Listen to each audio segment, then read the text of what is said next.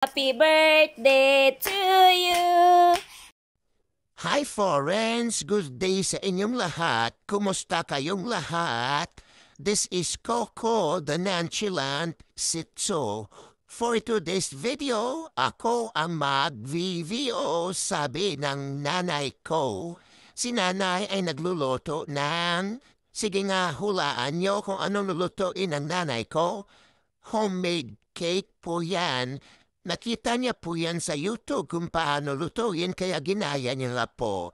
Yung kanyang ginamit na sangkap ay kalabasa, harina, itlog, tapos pork len na giniling, meron ding patatas at saka saging. Yung patatas, imamash na yan mamaya. Kasi gagawin niya daw po yung icing sa cake namin ni Jancy.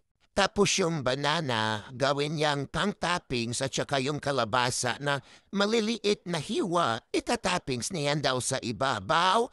Ayan na po, so si nanay, piniprepare niya na po yan para steam niya lang po daw yan, kaya ayan nagpapainit na kumukulo na yung steamer ni nanay at ilalagay niya na yan dyan para i-steam niya lang yan ng mga 30 minutes at luto na daw yan yung aming pinaka-base sa aming cake. Alam niyo ba, friends, talagang nag-i-effort si nanay na gumawa nito para sa amin ni Jancy kasi sabi niya mahal na mahal niya kami. Pwede naman siyang bumili ng cake. Kaso alam niyo ba, kuripot yan si nanay kaya mas gustuhin niya na gumawa na lang ng sariling version na ng cake para sa amin ni Jancy kasi mas makakamura daw po siya.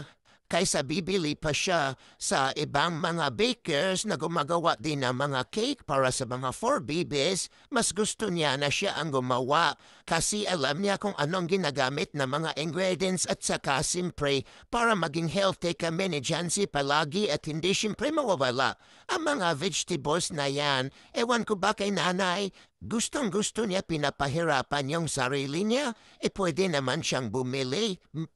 Tapos mamaya magrereklamo yan kay tatay na pagod daw siya sa kabibake ng cake namin ni Jancy. Ay ewan ko ba talaga, hindi ko talaga maintindihan si nanay. Mahal na mahal niya daw kami tapos nagrereklamo, ano ba talaga? Ganyan ba talaga ang mga babae friends? Kayo mga friends, yung mga nanay nyo, mami nyo, tsaka lula nyo, ganyan ba talaga? Paiba-iba ang ihip ng hangin, hindi mo maintindihan. Sala sa lamig, sala sa init. Hay nako, o haya na mga friends, malapit na matapos yung cake namin ni Jancy.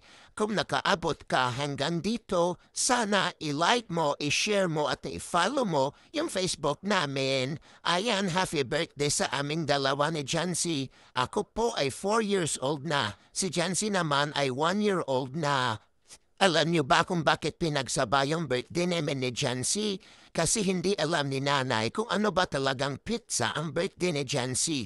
Nakalimutan din kasi ng may-ari kung anong pizza ng birthday ni Jancy. Thank you for watching. Bye!